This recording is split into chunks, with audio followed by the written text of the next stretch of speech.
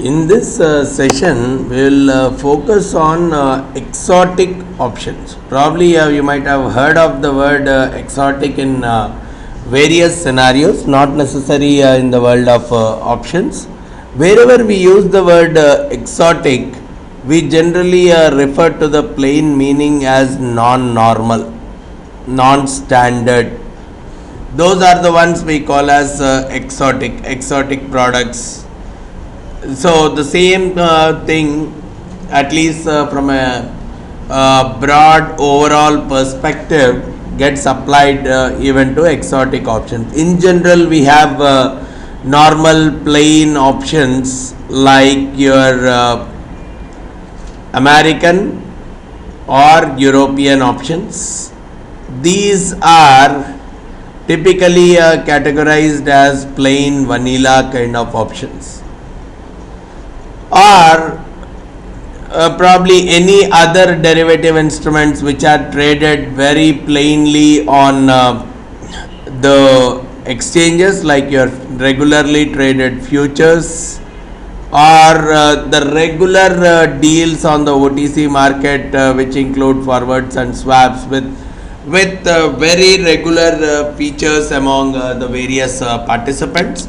All those things will get considered as plain vanilla derivative products, whereas anything which a firm is using any combinations or any specific hedging model a firm is using, which cannot be replicated or which cannot be created by the various existing plain contracts, right?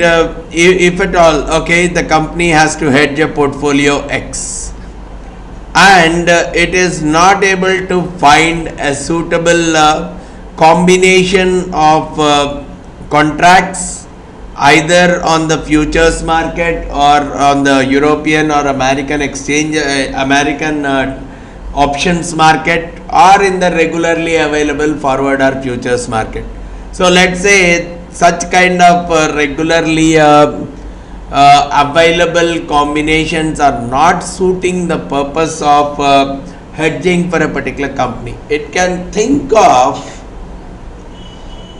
getting into an exotic options or exotic derivatives contracts with its client, creating positions more or less on the similar lines of the hedge or of the underlying position which it is having. So if at all a hedging position is created in a customized manner based on the risks associated with the portfolio of that particular firm, we are calling those kind of derivative contracts as exotic derivatives. So probably because of less liquidity, more customization, what you would find is if at all we are doing the pricing of the exotic options, we have to be very careful, because there are a lot of challenges as far as assessing the cost of it, what is the current market value of it, because it's not frequently traded, and how do you determine the payoffs, or what is the mechanism or the duration or the timing of payoffs for these contracts. All these things have to be carefully studied and understood in order to get into a exotic derivatives kind of a contract.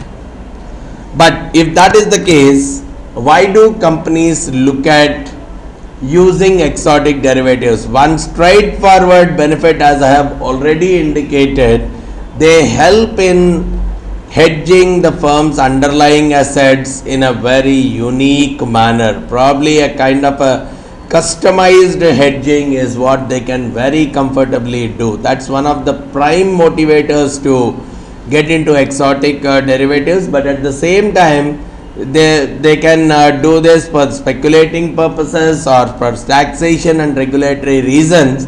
But some of the things which every organization has to comfortably understand is have a thorough understanding of the payoffs It could include the timing of the payoff as well as the amount of payoff. Understand the payoffs in detail and also the credit risk involved, because they are not exchange traded kind of contract.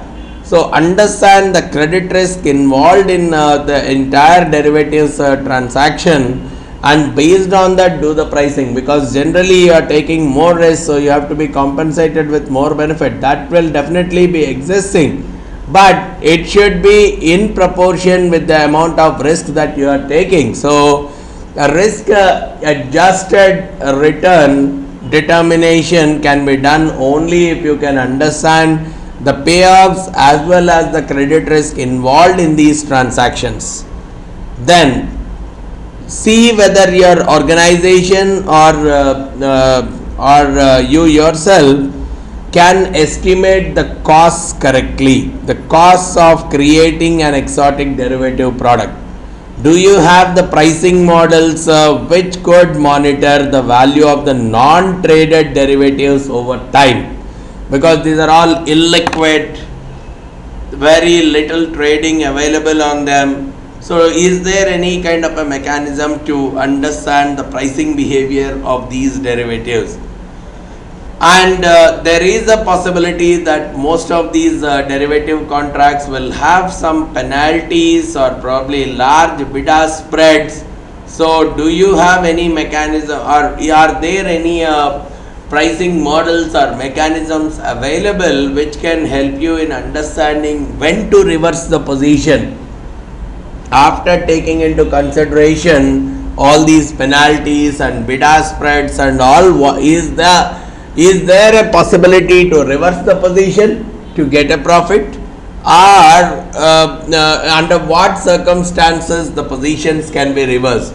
All these things are very challenging when you go ahead with exotic derivatives products. So the companies need to have a proper pricing models as well as the clear-cut understanding on the behavior of these various exotic derivative products.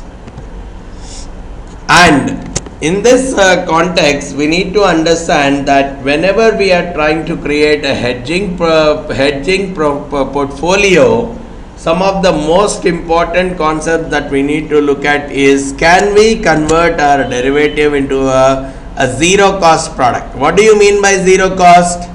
Most of the times we create packages. What are these packages? We include some, as a part of our portfolio, we include some options, forwards, cash,